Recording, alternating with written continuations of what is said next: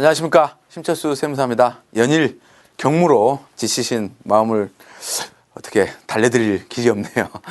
이번 강의 또 한번 열심히 해서 여러분들의 또 막힌 속을 한번 뚫어드리도록 하겠습니다. 이번 시간에 공부할 내용은 법인 보험과 세무입니다. 일단 이 법인 보험과 세무의 주요 이슈는 뭐냐면 법인에서 보험료를 납부하는 시점과 법인에서 보험금을 수령하는 시점의 처리, 회계 처리, 즉 경비 처리라든지 어떤 소득으로 과세가 되는지에 대한 명확한 이해를 하셔야 됩니다. 어떤 분들 보시면 막연하게 법인이 보험 들면 다 경비 처리할 수 있습니다. 무조건 비용 처리가 가능한 보험입니다라고 해서 잘못된 정보를 전달하는 경우가 있거든요. 그런데 이게 비용 처리가 되는 시점에 따라서 차이가 있을 수 있습니다. 불입하는 시점에 될 수가 있고요. 나중에 수령하는 시점에 될 수가 있고, 그리고 계약자하고 수익자가 회사냐 직원이냐에 따라서 이거 관계들이 많이 틀려지기 때문에 그러한 걸 명확히 요점 정리를 해보는 시간을 갖도록 하겠습니다.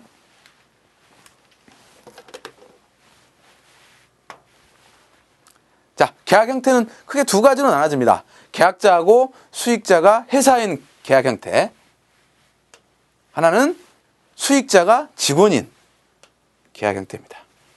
요 첫 번째 같은 경우는 뭐냐면, 이 첫 번째는 회사가 모든 이 보험료에 대한 권한을 갖고 있는 겁니다. 계약자가 수익자가 회사니까.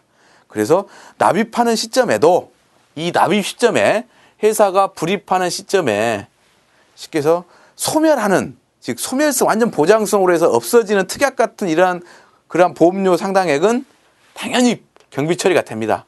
그러나 적립금 상당, 적립되어 가는 금액들은 자산 처리를 해야 되는 거죠. 자산 처리. 그래서 보험료를 불입할 때 이 적립금이 있으면 보험 예치금이 되는 거죠. 예치금. 예치금. 그래서 현금이 되는 거고요. 현금. 이렇게 처리를 해서 이 보험 예치금이라고 하는 게 대차 대조표상 자산을 구성하는 겁니다. 자산이기 때문에 지금 당장 비용은 아니라는 얘기죠. 그리고 만약에 이제 이 전체 금액 중에서 만약에 비용 처리할 보장성 부분이 있었다 하면 그거는 보험료로 처리해서 비용 처리하시면 됩니다. 보험료 얼마 해서 또 현금.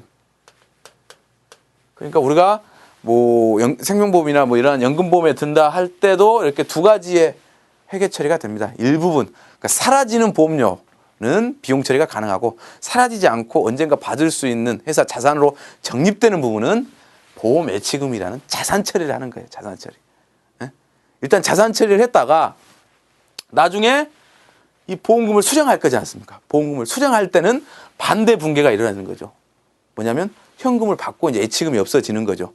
대신에 그 돈들이 나중에 어떻게 됩니까? 직원한테 지급이 될 거지 않습니까? 돈 회사를 받아서 직원한테 줬다. 그럼 그때 급여 처리를 하면 되는 거예요. 회사는 비용 처리를 하는 거고, 그거를 받는 직원은 근로소득이죠. 퇴직소득이 되고. 우리 CEO 플랜도 마찬가지입니다.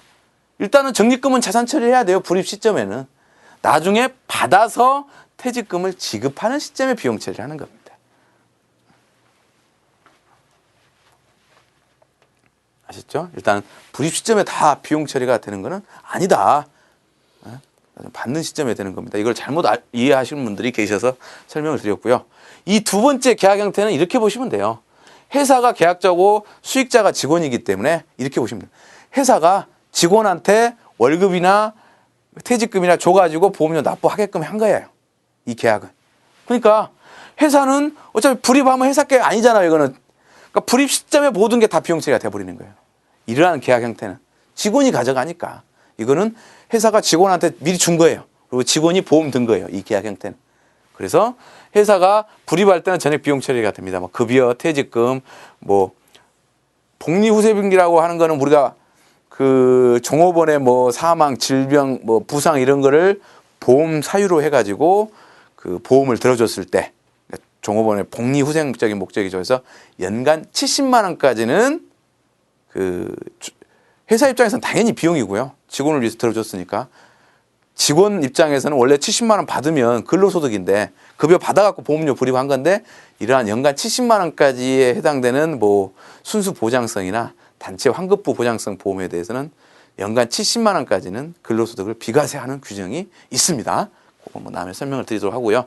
그래서 불입 시점에 전액 회사는 비용 처리가 가능하고 불입 시점에 직원은 급여를 받은 거라니까요. 받아갖고 보험 불입한 거예요. 이거는. 그렇게 생각하시면 돼요. 그래서 근로소득이나 퇴직소득이 됩니다. 그러니까 수령 씨는 뭐 아무 문제가 없죠. 어차피 개인 자기 근로소득으로 해가지고 자기가 보험료 내서 자기가 받는 거니까 직원이. 내가 내서 내가 받는 거 아무 문제 없다 그랬죠. 그래서 수령할 때는 아무 문제가 없습니다. 근데 여기 근로소득으로 보지 않는 보험금은 연간 70만 원. 그 단체 순수 보장성 보험하고 단체 환급부 보장성이 있습니다.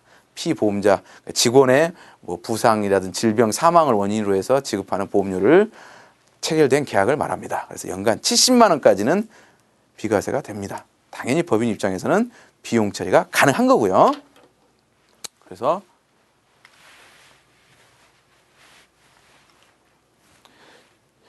저희들이 이제 그 법인과 관련된 계약 중에서 헷갈려 하시는 분들을 있는 사항들을 아주 간단하게 표로 정리해 놓은 거기 때문에 한번 보시면 될 것 같습니다.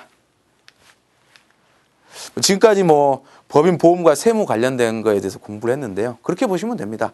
법인이 계약자이고 수익자인 거는 그 모든 권한은 법인이 갖고 있는 겁니다. 그래서 불입하는 시점에 그 돈이 사라지지 않는다면 당연히 자산 처리를 해야 되는 거고 사라지는 보험료면은 비용 처리를 하는 거고요. 나중에 그렇게 불입을 하다가 받고 나서 퇴직금을 지급하거나 급여를 지급하면 그 시점에 비용 처리를 하는 거다라고 이해를 하시면 되고요. 반대로 두 번째는 계약자는 회사지만 수익자가 그 직원인 보험은 이렇게 생각하시면 됩니다. 회사가 직원한테 불입하는 시점에 급여나 퇴직금 줘가지고 그 직원이 불입한 거다라고 보시면 돼요.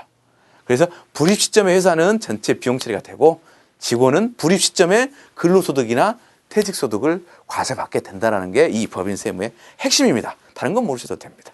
수고하셨습니다.